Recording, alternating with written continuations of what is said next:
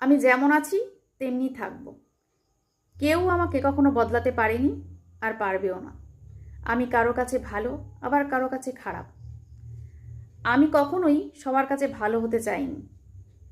যে আমাকে সত্যিকারের ভালোবাসতে চাইবে সে আমার ভালো দিকটা আর খারাপ দিকটা দুটোইকেই ভালোবাসবে। আর যে আমাকে ভালোবাসার অভিনয় করবে সে আমার খারাপ দিকটাকে বাদ দিয়ে শুধুমাত্র ভালো দিকটাকে বারবার আমার সামনে এনে উপস্থিত করবে।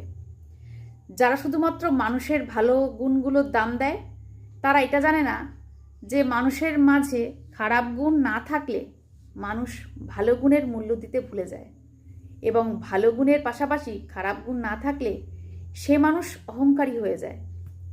এই সমাজে মানুষ ওই ব্যক্তিকে খারাপ বলে যে ব্যক্তি মানুষের মুখের উপর সত্য কথা বলতে পারে। এই সমাজের মানুষ ওই ব্যক্তিকে ভালো বলে যে ব্যক্তি মানুষের মন জয়ী মিথ্যে কথার গল্প শোনাতে পারে।